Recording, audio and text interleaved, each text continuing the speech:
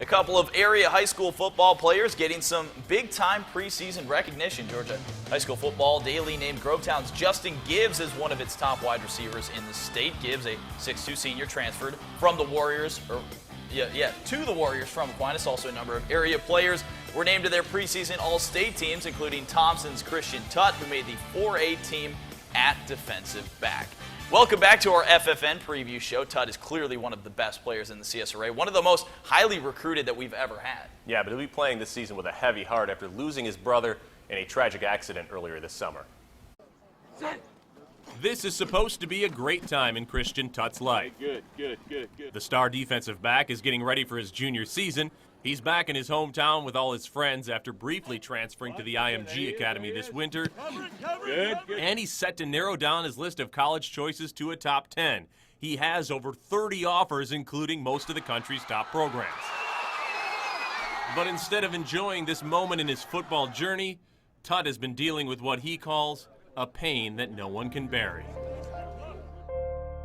One local community mourning the death of a former football player killed in an early morning wreck. 20-year-old Christopher Tutt was the victim in a single-car accident.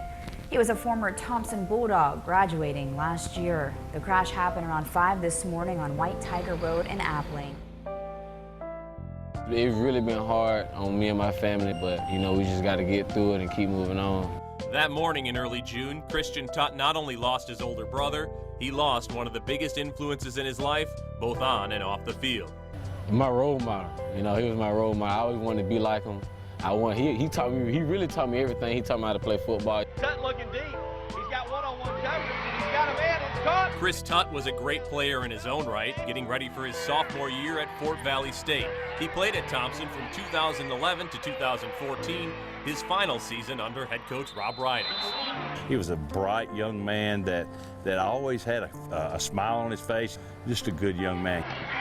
Ridings says the team will honor Chris's memory by wearing the number 1 on the back of their helmets, Chris's old number.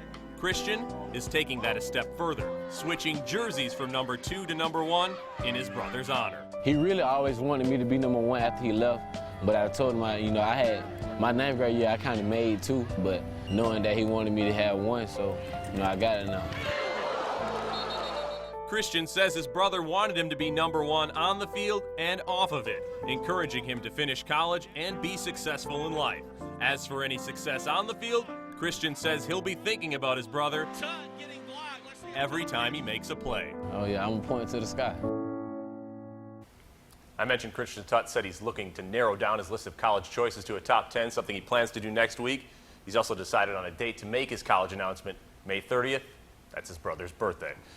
And Tutt and Thompson hoping for big things this season. As you might expect, Christian Tutt said their goal is a state championship. Yes, but like many teams in the area, if they want to win a championship this season, they'll have to get through a new region first. Almost every area team in a new region or even a new classification this season, as the GHSA and SCHSL both made big changes, including adding a class in each state. In Georgia, they now have 7 classes. Our Big 4 Columbia County schools are now together in a 6-team region in 6A, and that would be Evans, Lakeside, Greenbrier, and Grovetown. South Carolina now has 5 classes. None of our local schools are in 5A. North Augusta, Aiken, South Aiken, and Midland Valley are together in a region in 4A. As for Thompson, they get a new region in 4A in Georgia. Coach Rob Ridings says he likes playing more local teams like Cross Creek, Hephzibah, and ARC along with Burke County. We asked Coach Ridings on his thoughts on the GHSA region realignments in general, and he had this to say. Everybody you see on our field here at Thompson High School lives in McDuffie County. So what I would like to see is those folks that are going out and recruiting the whole county of Fulton County or the whole DeKalb County, and I'd like to see more restrictions placed on those guys.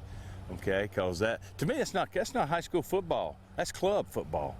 High school football is taking what you have inside your building and doing the very best with that. You just don't get 6 D1 players to move into your school for no reason at all, and I think that's unfair. I think that beats what we're trying to do in high school.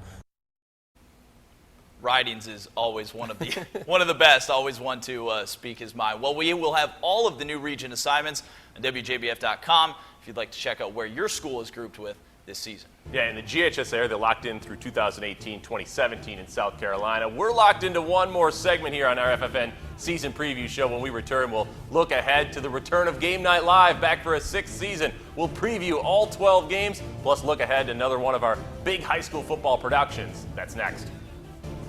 Supporting high school athletics, McDonald's, proud sponsor of Football Friday Night.